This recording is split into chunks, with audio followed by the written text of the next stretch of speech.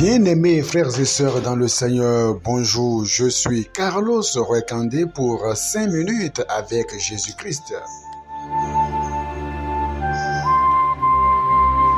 Le thème que nous abordons aujourd'hui est lorsque la créature défie son créateur. Lorsque la créature défie son créateur.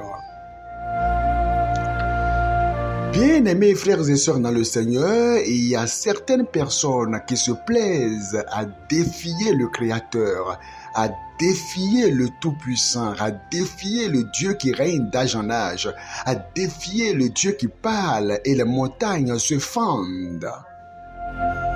Il y a de ces créatures qui, au nom de leur titre, au nom de leur position, au nom de leur influence, au nom de leur popularité dans ce monde, osent défier le Dieu Tout-Puissant, mais très souvent, ils apprennent à leurs dépens. L'impénitence est une manière de défier le Créateur, refuser de se repentir est une manière de défier le Créateur, continuer à vivre sa vie comme bon vous semble, est une manière de défier votre Créateur, se moquer de la parole de Dieu, la Bible, est une manière de défier le Créateur. Lorsque vous défiez votre Créateur, vous serez le seul à en payer les frais, ici-bas et au-delà. Dans le livre de Daniel, chapitre 4, au verset 27, c'est pourquoi, ô roi, puisse mon conseil te plaire. Ici, on parlait du roi Nebuchadnezzar, un roi orgueilleux, un roi qui se foutait pas mal de Dieu, un roi qui n'avait aucun égard pour son Créateur. Oh oui, il y a de ces titres, de ces positions, de ces honneurs qui font que vous avez tendance à croire que vous êtes le Tout-Puissant alors que vous n'êtes que souffle et il suffit que le Créateur vous arrache son souffle et vous êtes à terre. Alors, lorsque l'homme est dans tous ses titres, dans toutes ses positions, dans tout son honneur, dans toute sa gloire, il a tendance à se moquer de son Créateur, à se foutre de son Créateur. C'était le cas de Nebuchadnezzar, qui était si orgueilleux, qui était imbu de lui-même. Il y a de ces filles qui sont imbues d'elles-mêmes, tellement imbues d'elles-mêmes à cause de leur beauté. Oh, partout où je passe, les garçons me draguent, les garçons me courtisent. Alors, elle est imbue d'elle-même, de ces femmes, et de ces femmes qui, à cause de leur argent, parce qu'elles portent de beaux habits, des habits coûteux, elles sont imbues d'elles-mêmes. Il y a de ces hommes qui occupent des positions, qui sont des chefs d'entreprise, des DG, qui ont de belles voitures, et à cause de ça, ils sont imbus d'eux-mêmes. Il y a de ces pasteurs qui, à cause de leur onction, sont imbus d'eux-mêmes. Il y a de ces femmes de pasteurs qui, à cause du fait qu'elles sont femmes de pasteurs, sont tellement imbues d'elles-mêmes que parfois elles défient l'autorité céleste.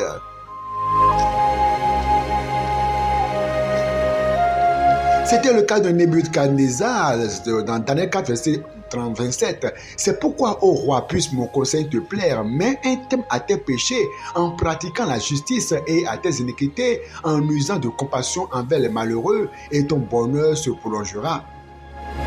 Mais non, Nebuchadnezzar a été entêté, verset 29. Au bout de 12 mois, comme il se promenait dans le palais royal à Babylone, le roi prit la parole et dit, n'est-ce pas la grande Babylone, la grande que j'ai bâtie comme résidence royale par la puissance de ma force et pour la gloire de ma magnificence? La parole était encore dans sa bouche, dans la bouche du roi, qu'une voix descendit du ciel.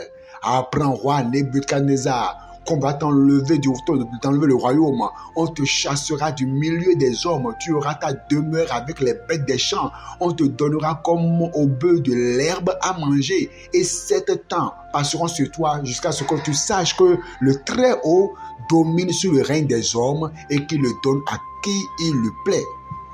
Au même instant, la parole s'accomplit sur Nebuchadnezzar. Il fut chassé du milieu des hommes. Il mangea de l'herbe comme les bœufs. Son corps fut trempé de la rosée du ciel jusqu'à ce que ses cheveux crussent comme les plumes des aigles et ses ongles comme ceux des oiseaux. Que c'est dommage de défier Dieu, un grand roi qui ne craignait pas Dieu, mais Dieu lui a montré qu'on ne défie pas le Créateur. Alors il fut chassé du royaume et il fut Il fut maintenant, Dieu le renvoya, Dieu par sa puissance, donc, le fut chassé du royaume, de son palais, et comme les bêtes des champs, et puis il se mit à manger les herbes comme les bœufs.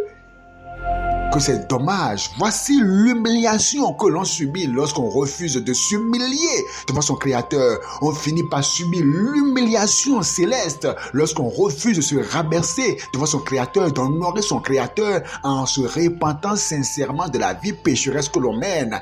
N'attendez pas que le Seigneur vous humilie, sinon ce serait une humiliation criarde.